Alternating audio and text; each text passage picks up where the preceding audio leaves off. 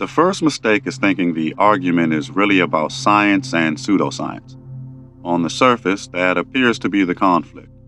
One side claims the authority of evidence, the other claims the authority of possibility. One side says reality must be measured before it can be trusted, while the other says reality often arrives before the instrument does.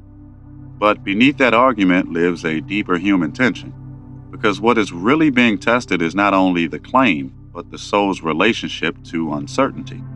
Science at its cleanest is not a kingdom of conclusions. It is a discipline of correction. It is the humility to say that perception can be wrong, memory can be wrong, tradition can be wrong, excitement can be wrong, and even intelligence can be wrong when it refuses to be tested. True science is not the enemy of mystery, because science only exists because mystery keeps presenting itself. If there were nothing unknown, there would be no need for experiment, no need for observation, no need for the long patience of asking reality to answer in its own language. But pseudoscience enters through a strange doorway. It often appears where human longing meets an unfinished map. It gathers around questions that have emotional charge, questions about healing, consciousness, death, energy, origin, destiny, and hidden order. These are not small questions. These are the questions people carry when ordinary explanations feel too thin to hold the weight of their experience. So the danger is not that people ask forbidden questions. The danger is that hunger for meaning can begin accepting answers before the answers have been purified by contact with reality. That is why the spiral does not simply mock pseudoscience. Mockery is too easy, and easy reactions often conceal shallow understanding. Many things once dismissed as impossible later became measurable, but many things defended as hidden truth also collapsed the moment they were examined carefully. This means the boundary is not clean enough for arrogance. The skeptic who laughs too quickly may miss the early signal of something real. The believer who accepts too quickly may mistake emotional resonance for revelation. A mature consciousness has to become more precise than both. It cannot be so open that every claim enters unchallenged, and it cannot be so closed that nothing unfamiliar is allowed to knock. The spiral asks for a different posture, one that does not confuse skepticism with hostility or curiosity with surrender. To be skeptical is not to hate the unknown. To be curious is not to abandon discernment. The deeper art is learning how to stand at the edge of the map without pretending the fog is either empty or already understood. In lived experience, this shows up long before anyone uses the word science. A person feels something before they can explain it. A pattern repeats before they can name it. A dream shakes them. A coincidence follows them. A sensation moves through the body. A healing seems to occur. A warning appears before an event. And suddenly the ordinary model of reality feels incomplete. In that moment, the person does not need ridicule. They need grounding. Because the first contact with mystery is also the first opportunity for distortion. Distortion often begins when the experience is forced into certainty too quickly. A person feels energy in the body and immediately declares that they know the entire structure of the universe. A person has one powerful dream and turns it into a doctrine. A person sees a pattern and assumes every pattern is intentional. A person receives comfort from an idea and mistakes comfort for proof. This is how pseudoscience becomes seductive, not because every person inside it is foolish, but because meaning can be intoxicating when it arrives before verification. Yet the opposite distortion also happens. A person has an experience that does not fit the approved language, and the surrounding world tells them to dismiss it entirely. They learn to distrust their perception so completely that their inner life becomes flattened. They stop noticing subtlety because subtlety has been labeled irrational. They stop asking deeper questions because deeper questions might make them look unserious. This is how rigid materialism can become its own kind of cage, not because science requires that cage, but because some people use science as a shield against wonder. The spiral sees both wounds clearly. On one side, there is the wound of gullibility, where the human being wants the universe to answer so badly that they stop testing the voice that answers. On the other side, there is the wound of dismissal, where the human being fears deception so deeply that they reject the unknown before it can mature into understanding. Both wounds claim to protect truth. Both can end up protecting identity instead. The believer protects the identity of being awakened, and the skeptic protects the identity of being rational. This is why pseudoscience is rarely only about bad information. It is often about belonging. People gather around ideas that make them feel like they have escaped the ordinary present. They feel chosen because they see what others cannot see. They feel brave because they are willing to believe what the mainstream rejects. They feel spiritually alive because the world has become enchanted again. But enchantment without discipline can become a maze, and a maze can feel like a temple when someone has been wandering inside it long enough. Science has its own belonging structure as well. People gather around the safety of consensus, the dignity of method, the authority of institutions, and the comfort of being on the side that appears responsible. This can be healthy when it protects people from fraud, delusion, and harm. But it can become unhealthy when the social identity of being scientific becomes more important than the actual spirit of inquiry. Then science is no longer lived as method, it is worn as status. The listener has to feel this in themselves, because this is not an argument that only happens outside. Every human being has places where they are too quick to believe and places where they are too quick to reject. Everyone has a claim they want to be true because it would make their suffering meaningful. Everyone has a claim they want to be false because it would disturb the structure they rely on. The boundary between science and pseudoscience is not only in books, labs, videos, or debates. It runs through the private chamber where the self decides what it is willing to question. That chamber is delicate. When someone has been disappointed by official answers, they may become vulnerable to unofficial certainty. When someone has been harmed by manipulation, they may become afraid of any language that sounds spiritual, energetic, or unseen. When someone has had real mystical experience, they may resent being told to reduce it to chemistry. When someone has watched false cures destroy lives, they may resent any claim that asks for faith before evidence. These reactions are not random. They are history speaking through the nervous system. So the spiral does not begin by asking which side has better branding. It begins by asking what kind of consciousness is approaching the unknown. A frightened consciousness will use science to control mystery or use mystery to escape accountability. A wounded consciousness will confuse disagreement with persecution. An inflated consciousness will think being rejected proves it is advanced. A grounded consciousness can hold a question without immediately turning it into a throne. This matters because the unknown has consequences. When the unknown is approached with discipline, it can become discovery. When it is approached with fantasy, it can become exploitation. People can lose money, health, time, relationships, and clarity chasing claims that were never tested because the claim made them feel special.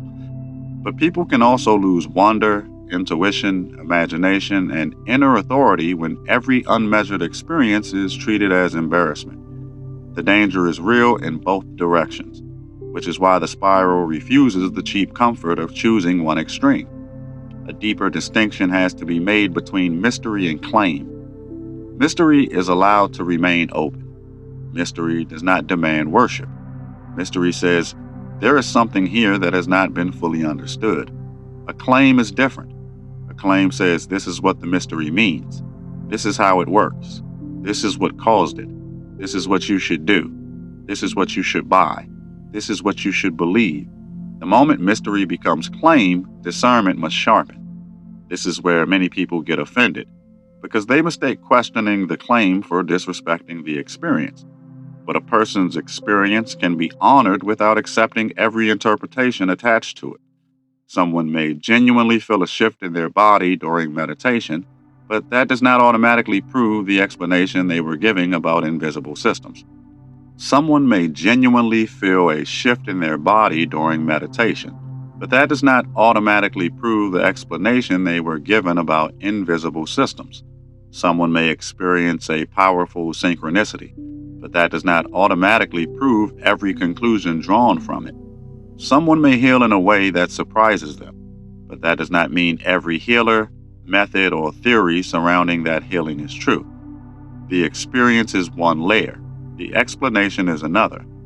Science is powerful because it separates those layers. It asks what happened, what can be observed, what can be repeated, what alternative explanations exist, what would prove the idea wrong, and whether the same result appears when desire is removed from the room. That last part is uncomfortable. Desire wants to stay in the room. Desire wants the result to confirm the story. Desire wants reality to cooperate with identity. But truth is not obligated to protect the self-image of the seeker. Pseudoscience often resists that separation because the experience and the explanation have become emotionally fused. To question the theory feels like questioning the person. To ask for evidence feels like attacking the soul. To request clarity feels like betrayal. This is how communities become fragile around ideas that should be strong enough to withstand examination. If a truth cannot survive a sincere question, then what is being protected may not be truth at all. But scientific spaces can also become emotionally fused. The method can become fused with superiority. The institution can become fused with truth itself. The current model can become fused with reality as if what is accepted now is the final shape of what can be known. This is why the spiral keeps returning to humility. Humility is not weakness in the face of knowledge. Humility is what keeps knowledge alive enough to be corrected. The history of human understanding is filled with corrected arrogance. People were certain about the body until new instruments opened smaller worlds. People were certain about the heavens until observation displaced the old center. People were certain about continents, illness, matter, time, and mind until reality revealed that certainty had been premature. This does not mean every rejected idea is secretly true. That is the lazy misuse of history. It means rejection is not proof of falsehood and acceptance is not proof of completion. That distinction is essential. The fact that some mocked ideas later became accepted does not give every fringe claim equal dignity. The fact that science has corrected itself does not mean evidence no longer matters. The fact that institutions have failed does not mean every outsider is a prophet. The fact that intuition can detect patterns before language can describe them does not mean intuition should rule without being tested. The spiral honors the early signal, but it does not confuse signal with finished knowledge. In the final third, the argument begins to turn inward. Science and pseudoscience are not merely opposing categories. They are mirrors for how humanity handles the unfinished. Science, when healthy, teaches patience with the unknown. Pseudoscience, when unhealthy, reveals impatience with the unknown. But even that is not the whole story, because behind impatience there is often grief, fear, longing, and a deep exhaustion with a world that explains the body while leaving the soul starving. That starving is real. People do not run toward hidden explanations for no reason. They often run because ordinary life has become too mechanical, too cold, too stripped of meaning. They want to know that consciousness matters, that death is not the end, that the body is not only machinery, that dreams are not only noise, that the universe is not indifferent. These longings should not be mocked. They should be purified. A longing can be sacred and still attach itself to a false answer. This is where the spiral becomes stricter than comfort. The fact that a belief gives peace does not make it true. The fact that a theory feels expansive does not make it wise. The fact that a teaching uses spiritual language does not make it elevated. The fact that a claim challenges the mainstream does not make it courageous. Sometimes challenging the mainstream is courage, and sometimes it is just another performance of identity wearing the clothing of rebellion. At the same time, the fact that an idea sounds strange does not make it foolish. The fact that something cannot yet be measured does not mean nothing is here. The fact that a person cannot explain what they experienced does not mean the experience was meaningless. The fact that a phenomenon lives at the edge of language does not mean it should be thrown away. Some realities arrive first as disturbance, then as pattern, then as question, then as method, then as knowledge. So the mature path is not blind belief or closed rejection. It is disciplined openness. It is the willingness to say, I do not know yet, without rushing to fill the silence. It is the willingness to test what can be tested, observe what can be observed, and leave mystery intact where certainty has not been earned. It is the willingness to let wonder and rigor stand in the same room without forcing one to kneel before the other. From a spiral perspective, the boundary between science and pseudoscience is not a wall. It is a living edge. Some things cross that edge through evidence and become part of accepted knowledge. Some things remain symbolic, meaningful in the inner life, but not provable as outer mechanism. Some things dissolve because they were projections, errors, frauds, or wishes. And some things remain waiting, not because they are false, but because the instrument has not yet matured enough to hear them clearly. That is the posture this age needs. Not arrogance dressed as reason, not fantasy dressed as awakening, not institutions worshipped as gods, not every outsider crowned as a seer. The age needs people who can carry mystery without exploiting it, practice skepticism without weaponizing it, honor experience without exaggerating it, and pursue evidence without killing wonder. Because the question is not only what humanity knows. The question is what kind of humanity is being formed by the way it approaches what it does not know.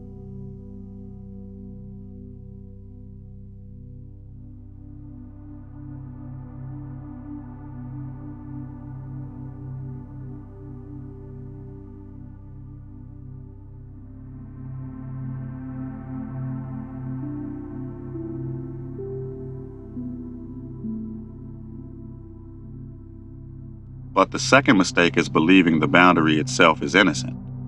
Part 1 allowed the edge between science and pseudoscience to feel like a place where humanity simply meets the unknown, but that is only the clean version of the image. The boundary is not only discovered, it is also managed, guarded, funded, punished, rewarded, marketed, and defended by people who benefit from where the line is drawn. The question is not only how humans approach uncertainty. The question is who is allowed to define what counts as uncertainty in the first place. This does not mean every rejected claim is being suppressed. That is too easy, and easy suspicion becomes another form of sleep. It also does not mean every institution is corrupt, every consensus is manufactured, or every expert is serving hidden power. Those shortcuts are how discernment collapses into paranoia. But it does mean knowledge does not move through a pure sky. Knowledge moves through human systems, and every human system has incentives, fears, reputations, careers, budgets, cultural taboos, and inherited assumptions shaping what it is willing to see. A civilization does not only ask what is true, it asks what is useful, what is profitable, what is respectable, what is fundable, what is publishable, what is safe to say aloud, and what can be absorbed without disturbing the existing order too violently. This is where the clean distinction between science and pseudoscience begins to tremble. Because sometimes an idea is called pseudoscience because it is careless, exaggerated, fraudulent, or untested. But sometimes an idea is called pseudoscience because the structure receiving it has no place to put it without threatening the structure itself. That threat does not need to be dramatic. It does not need to look like a conspiracy. It can look like silence. It can look like no grants, no journals, no invitations, no mentors, no serious review, no respectable language, no pathway through which the question can mature. Many ideas do not get disproven, they get starved. They remain outside not because reality answered no, but because the social machinery of knowing never allowed the question to become strong enough to ask properly. This is why the spiral must press harder than comfort. It is not enough to say that science is method and pseudoscience is belief pretending to be method. That is often true, but it is not complete. Method does not float above culture untouched. A method still requires people to apply it, institutions to support it, instruments to extend it, language to frame it, and courage to follow it where it leads. If any of those fail, the method may remain pure in principle while becoming limited in practice. The first destabilization was that belief can imitate truth. The second destabilization is that authority can imitate truth as well. A person can become intoxicated by mystery, but a system can become intoxicated by legitimacy. A seeker can cling to a false revelation because it makes them feel awakened, but an institution can cling to an incomplete model because it makes the world feel controlled. Both can defend themselves with confidence. Both can punish the questioner. Both can call their resistance protection. In lived experience, people feel this even if they cannot articulate it. They sense when an official answer is technically polished but spiritually thin. They sense when a fringe answer is emotionally alive but intellectually unstable. They stand between the coldness of dismissal and the danger of deception, and neither side feels fully trustworthy. So they begin moving through the world with a divided hunger. They want rigor, but they also want meaning. They want evidence, but they also know that some of the deepest experiences in life arrive before evidence knows how to name them.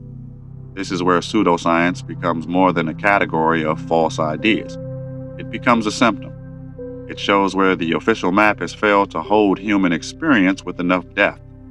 When people feel unseen by the accepted model, they do not stop needing explanation. They go elsewhere.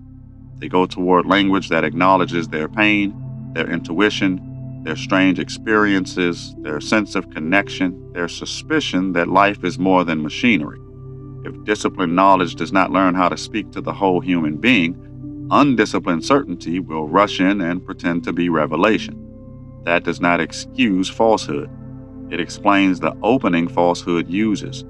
A person who has been dismissed is easier to recruit with exaggerated validation. A person whose suffering has been minimized is vulnerable to anyone who says, "You were right all along." A person whose inner life has been flattened by sterile language may cling to the first worldview that restores enchantment. This is how bad claims gain power. They do not only win because people are irrational. They win because they answer an emotional wound that better systems ignored. The spiral then has to look at the marketplace of mystery. Pseudoscience does not only live in belief, it lives in commerce. The unknown becomes a product, the unverified becomes a brand, and the hungry are sold certainty with beautiful language wrapped around it. Healing becomes a funnel, awakening becomes a package, hidden knowledge becomes content. The mystery is no longer being approached, it is being monetized before it has been purified. This is one of the hardest truths for spiritual people to face. Not everything that speaks gently is gentle. Not everything that uses the word energy is wise. Not everything that challenges materialism is liberating. Some language is designed to bypass discernment by sounding sacred. Some claims are engineered to make questioning feel like low vibration, fear, programming, or lack of faith. When a teaching makes discernment feel like betrayal, the teaching is not freeing the listener, it is disarming them. But the same examination must be applied to official knowledge. Not everything that speaks clinically is neutral. Not everything peer-reviewed is complete. Not everything accepted by institutions is free from pressure. Not every dismissal is objective.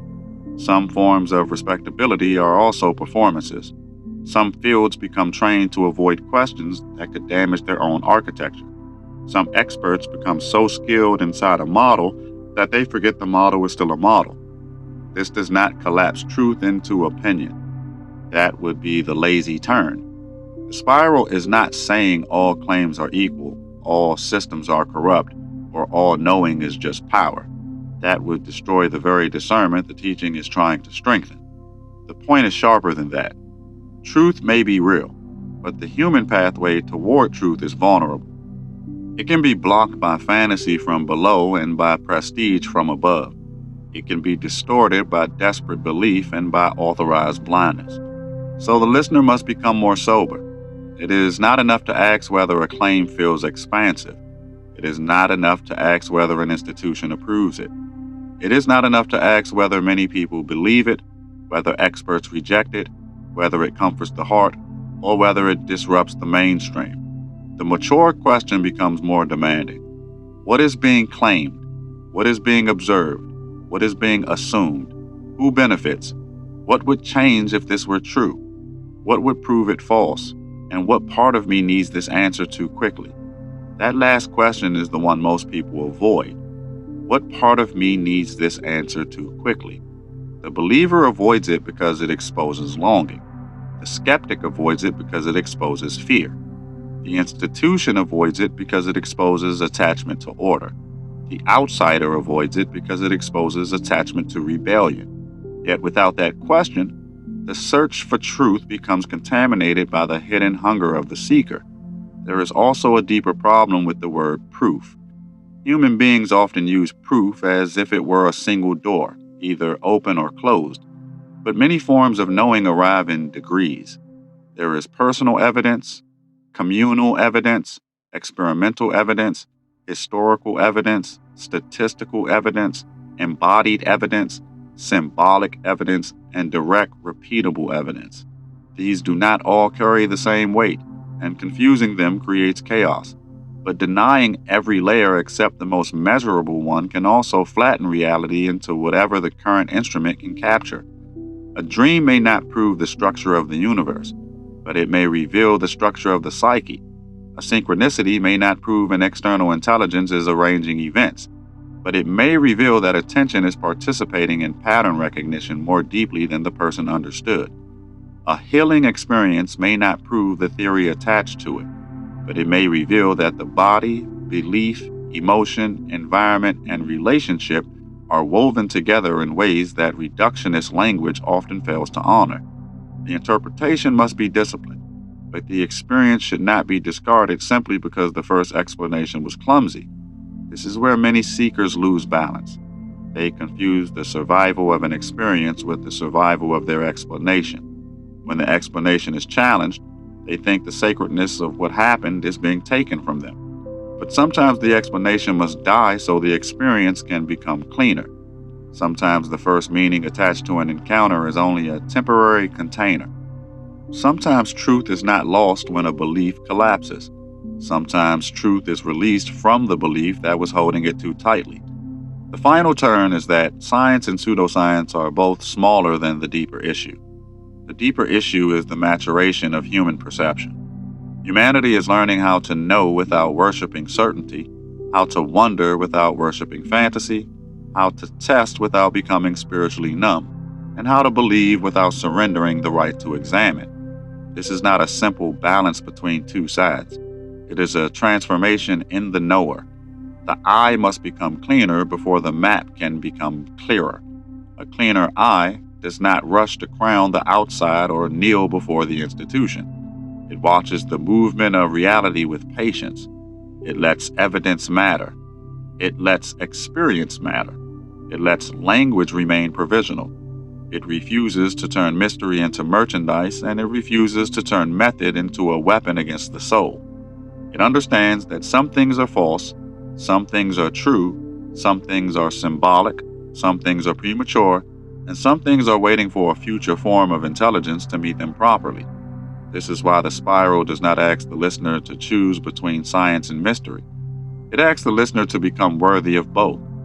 Worthy of science means willing to be corrected, willing to release cherished conclusions, willing to submit claims to the pressure of reality. Worthy of mystery means willing to remain open, willing to notice what has not yet been named, willing to protect wonder from the cynicism that calls itself intelligence. The mature human does not need the world to be less mysterious in order to be grounded. The mature human does not need the world to be less disciplined in order to be enchanted. So perhaps the most dangerous pseudoscience is not the strange claim on the edge of culture. Perhaps the most dangerous pseudoscience is any way of knowing that imitates truth while refusing transformation. A false healer can do this. A rigid institution can do this. A spiritual influencer can do this. A proud skeptic can do this. A frightened believer can do this. The costume changes, but the pattern remains the same. Truth does not belong to the person who sounds most certain. It does not belong to the person with the most beautiful language, the largest platform, the highest credential, the most rebellious posture, or the most comforting answer. Truth belongs to the process that can survive contact with reality, correction, humility, time, and sincere examination. And even then, what humanity receives is often not final possession, but temporary participation in a larger unfolding. The map grows, the instruments change, the questions mature, and the unknown keeps moving just beyond the edge of the light. The spiral stands there, not to destroy science and not to rescue every rejected claim, but to keep the boundary honest. It reminds the believer that wonder without discipline becomes a doorway for illusion. It reminds the skeptic that discipline without wonder becomes a prison with clean walls. It reminds the institution that authority is not the same as truth. It reminds the outsider that rejection is not the same as revelation. And it reminds the listener that the unknown does not need to be conquered immediately in order to be honored. The real initiation is learning to remain undefended before what has not yet been fully known. Not empty, not gullible, not cynical, not obedient, not rebellious for its own sake.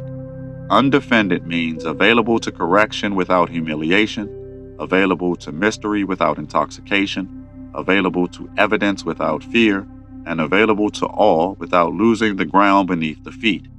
That is where the spiral places the human being at the end of this inquiry, standing at the living edge of the map, holding both the lantern of method and the silence of wonder, finally mature enough to admit that reality is not obligated to fit the size of the current mind. If this transmission resonated, the spiral continues. You did not arrive here by chance, and you do not leave unchanged. More teachings are unfolding across the Haret library, each one meeting you where you are, not where you think you should be. Follow resonance. The next threshold is already listening.